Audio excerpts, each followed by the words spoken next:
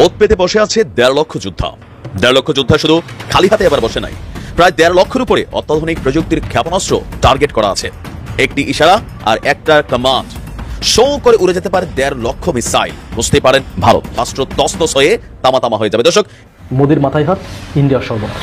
একটা কথা আছে না যে ফান্দে পড়িয়া বগা কান্দে, গ্রাম অঞ্চলে বহুল প্রচলিত একটা শব্দ। তারা এই সাহায্য দ্রুততম সময়ে আসা শুরু করবে এই প্রতিশ্রুতিও আমাকে দিয়েছেন।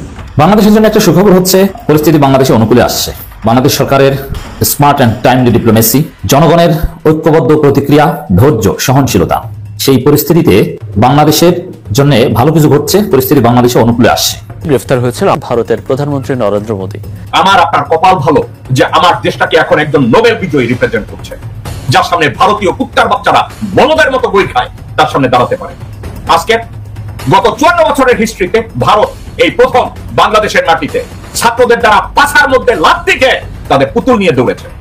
উত্তেজনার মধ্যে এবার ভারতকে ব্যান্ড উইথ ট্রানজিট দেওয়ার প্রস্তাব প্রত্যাখ্যান করল বাংলাদেশের অন্তর্বর্তী সরকার। বাংলাদেশের ভূখণ্ড ব্যবহার করে এই সুবিধা ভোগের আবেদন জানিয়েছিল নয়াদিল্লি, কিন্তু আসসালামু আলাইকুম রহমতুল্লাহি ওবারাকাতুহু। সম্মানিত দর্শক, মানুষ যতই বড় হোক না কেন তার ভিতরে একটা পেট থেকে থাকে, আর সেই পেটে যদি ব্যথা অনুভব হয় তাহলে সেই মানুষটা যতই শক্তিশালী হোক না কেন সে মাটিতে লুটে পড়ে।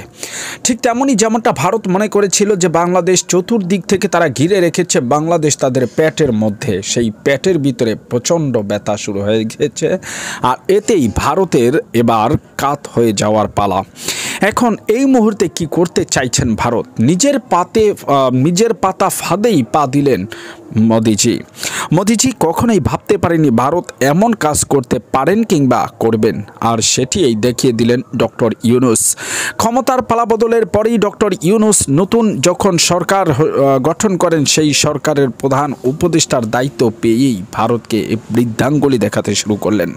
একদিক থেকে নয়, সমস্ত দিক থেকেই। বন্ধু থাকলে বন্ধুর মতে থাকবে, কারো মাথার উপরে বসে তাকে শাসন করার ক্ষমতা ভারতকে দেওয়া হয়নি, এমনটাই জানিয়ে দিয়েছেন।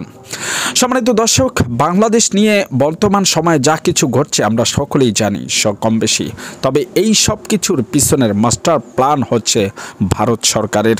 আর ভারত সরকার কেনই বা করবেন না? সাবেক প্রধানমন্ত্রী শেখ হাসিনা তাকে যেই সুযোগ সুবিধা দিয়েছিল, সেই সকল সুযোগ সুবিধা বন্ধ করে দিলেন ডক্টর ইউনূসের সরকার। এতেই মোদিজির মাথায় হাত, এবং তিনি কাত করতে চেয়েছিলেন বাংলাদেশকে, কিন্তু নিজেই বর্তমানে কাত হওয়ার উপক্রম হয়েছে। চতুর্দিক থেকে শুধু মোদিজিকেই হুমকি দেওয়া হচ্ছে। কোলঠাসা হয়ে যাচ্ছেন না তো ভারত? চীন কি বলছেন পাকিস্তান এবং কি আমেরিকাও নেই বর্তমানে ভারতের সাথে। তাহলে কোলঠাসা হয়ে পড়ছেন না তো ভারত? যদি ভারত কোলঠাসা হয়ে পড়েন এবং বাংলাদেশের বিরুদ্ধে যুদ্ধের ঘোষণা করেন, তাহলে কি হতে পারে তাদের বিরুদ্ধে?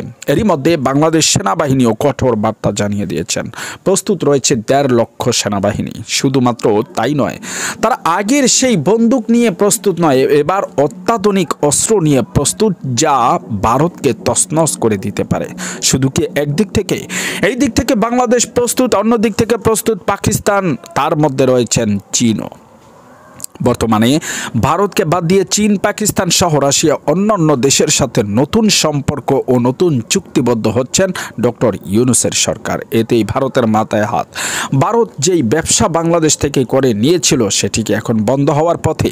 যদি মোদী সরকার নতুন কোনো চাল চালতে চেষ্টা করেন, তাহলে কি যুদ্ধ বেজে যেতে পারে? এর জন্য দায়ী কারা?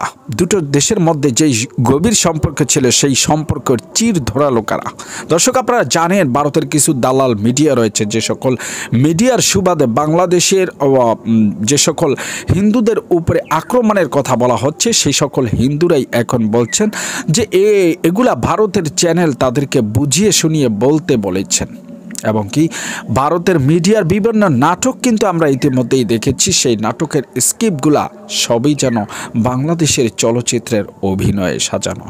দর্শক, এই সব কিছু ছাপিয়ে যখন ভারত নতুন কোনো কিছুর সিদ্ধান্ত নিবে, সেই সিদ্ধান্ত কতটা সঠিক হবে, এবং বাংলাদেশের বিরুদ্ধে কথা বলতে গিয়ে ভারত যদি বাংলাদেশের বিরুদ্ধে যুদ্ধের ঘোষণা ডাক দেন, তাহলে সেটা কত ভয়ঙ্কর হতে পারে সেটি বিষয়টি আজকের ভিডিওর ইন্ট্রোতে হয়তোবা আপনারা দেখেছেন। দর্শক, যদি ভারত বাংলাদেশের উপরে আক্রমণ করে তাহলে বাংলাদেশের ক্ষতি হতে পারে নাকি সবচেয়ে বেশি ক্ষতি হবে ভারতের, জানাতে পারেন কিন্তু অবশ্যই কমেন্টস বক্সে। আরেকটি স্বাধীন সার্বভৌম রাষ্ট্রে কখনোই কি পারবেন ভারত সরকার আঘাত হানতে? আর যদি তিনি আঘাত হানেনি তাহলে চীন কিংবা পাকিস্তান তারা ওয়াদা দিয়েছেন বাংলাদেশের পাশে থাকবেন এবং সেই প্রতিশ্রুতির কথাই বলছেন ডক্টর ইউনূস।